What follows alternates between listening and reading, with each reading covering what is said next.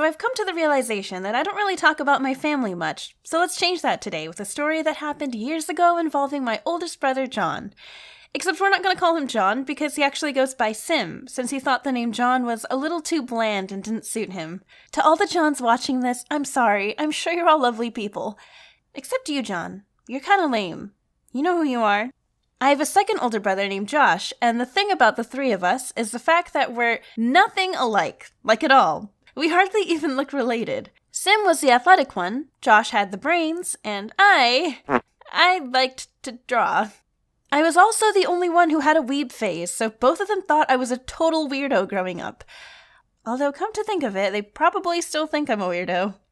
They really wanted me to be the cool, tomboy little sister who could play basketball with them, but I ended up being the complete opposite. Actually, you know what? I really wanted to take Taekwondo when I was like 9, but my dad never let me take classes because he was scared it'd make me too boyish. Now I suck at defending myself. Thanks a lot, Dad. I'm just kidding, Dad. I love you.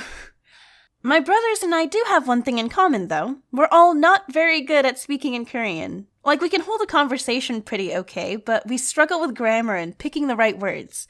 This little tidbit will be evident later. Now, my oldest brother's appearance can best be described as intimidating. He was never afraid of confrontation, liked wearing leather jackets, and after glass shards got stuck in his hair following a car accident in 2004, he had to shave his head, and he actually liked it enough to continue doing it to this day. He also looks slightly irritated, like, all the time. You know those people who just normally have a pissed-off looking resting face even though they're probably just thinking about the weather or what to eat for dinner or something? He's one of those. And on top of all this, he's athletic and muscular. So at first glance, he doesn't look all that approachable.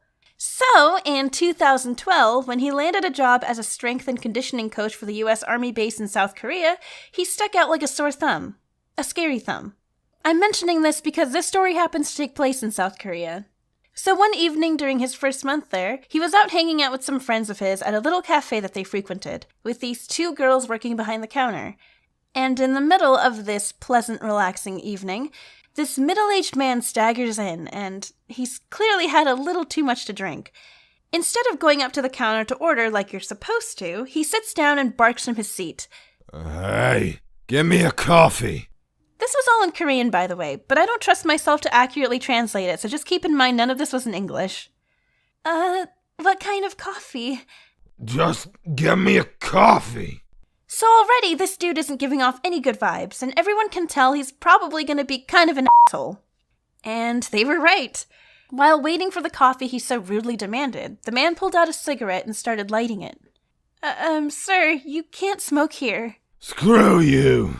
If I wanna smoke, then I'm gonna smoke. Sir, you really aren't allowed to smoke in here. Bah. How hard do I have to hit this guy to knock him out, but not injure him? So the man continues to smoke, completely ignoring the cafe employees, who can't really do anything because it's not like they have any sort of security to assist them, and I guess they didn't think it was worth it to call the cops.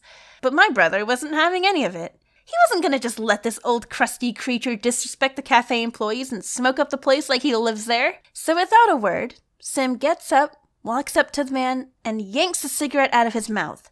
Except he yanked it too quickly, so half of it was still in the guy's mouth. At this point, he's already committed to this confrontation, so he walks out of the cafe to toss the half cigarette, walks back into the cafe, yanks out the rest of it, and goes back outside to toss it. Maybe it made less of an impact that way, but he got the job done, and that's all that matters here. Just go with it. In an attempt to be a helpful citizen, he walks over to the counter to ask the cafe girls if they wanted him to take the guy outside. Now, the message my brother was trying to convey was, "Ma'am, would you like for me to remove this belligerent, intoxicated gentleman from the premises so that he and his prohibited tobacco use are outside? Or in short, do you want me to get rid of him?" But he, with his very limited Korean skills, instead said, "없애버릴까요?" Which translates to, do you want me to erase him? Or should I make him disappear? Or pretty much anything that suggests the possibility of murder. So, in their perspective, this random cafe patron who looks like he's possibly affiliated with the Korean mafia just suggested that he'd be willing to make someone cease to exist if they just say the word. So they respond how any normal person would respond. No! Wait, really? Yes, that really won't be necessary. I mean, it really wouldn't be difficult. I was just gonna take him outside and— Please don't do that! Okay, shoot yourself then. Little punk. What did you just say? His friends urged him to sit back down and that starting a fight with an old drunk guy wasn't worth it. So he did, preparing himself to retaliate if the man tried to throw hands with him. So what happened next? Did the guy throw a punch his way? Did my brother block it and omae wa mo shindeiru him into the afterlife, dazzling the cafe girls with his manly charms? No, the guy just called up his designated driver to come pick him up and went on his way. Boo! That's boring! Bad ending! Well, that's what happened. I don't know what to tell you.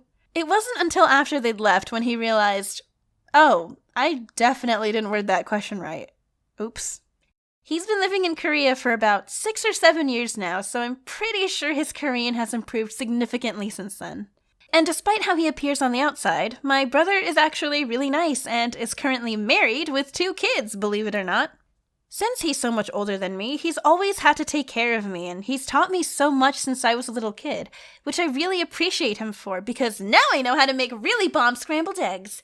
Among other things, of course.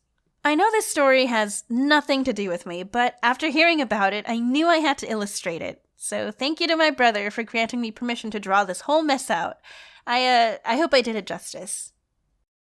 So, it's finally 2019. I was supposed to finish this video in December, but I got caught up in the holiday frenzy and finished it kind of late. I hope everyone had a good new year. I started off my new year with food poisoning, so that's fun. Actually, as I'm recording this last bit, I've vomited like 4 times already, so I'm not exactly in the best condition right now, but it'll pass quickly, so I'm not too worried.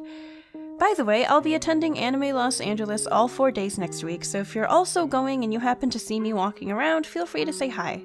I'll be posting updates on Twitter about what I'll be doing and or wearing. I'm really looking forward to spending all my money at the artist alley. Thank you to everyone who drew me fan art, and I'll see you again soon.